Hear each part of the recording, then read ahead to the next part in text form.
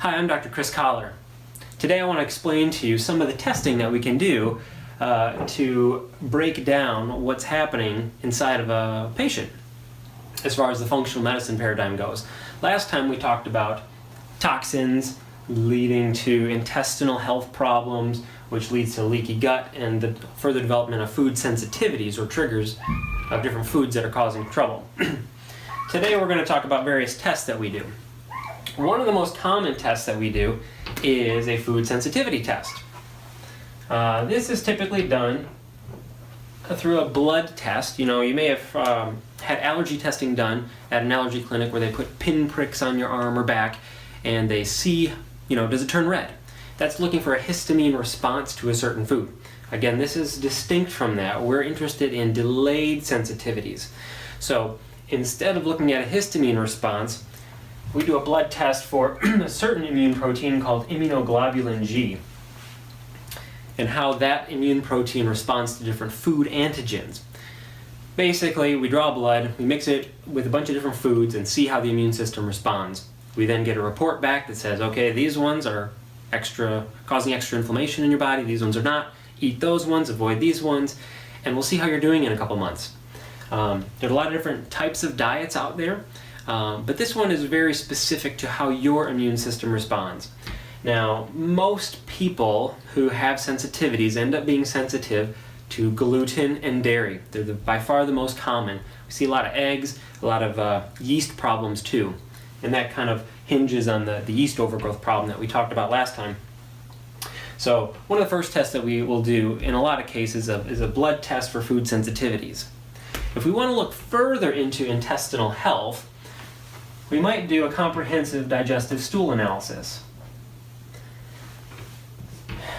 That means that we send you home with a kit and you put some samples into vials and you mail it into the lab. They will analyze it for beneficial bacteria. Do you have enough probiotics? They'll look for bad bacteria or parasites or yeasts, are any of those bad pathogens there that we need to deal with. Oftentimes we'll look for inflammation markers that might give us a hint at whether you're headed towards an inflammatory bowel disease. Sometimes we'll see evidence of enzyme deficiencies. Perhaps you're not processing proteins and fats appropriately, and enzymes would be appropriate for you to take to help your digestive system. Also prebiotics, or like fertilizer that can help the beneficial bacteria stick and grow. Maybe you're deficient in something like butyrate. We can identify those things through a comprehensive stool analysis. So those two things, the stool test and a blood test for food sensitivities, give us a very good starting place for dealing with a lot of health issues. Working our way up to the top here, the toxins. Certainly, there's different ways that we would test for bugs. If you're on medications, we might talk about that. Diet is going to be affected by the things we've discussed down here. The one thing I want to highlight is the metals. And there are different ways to test for metals. One of the common things that we do is a hair analysis, where we take a small amount of hair off the back of the head and we analyze that for the lead and the mercury and arsenic and cadmium and those sorts of things.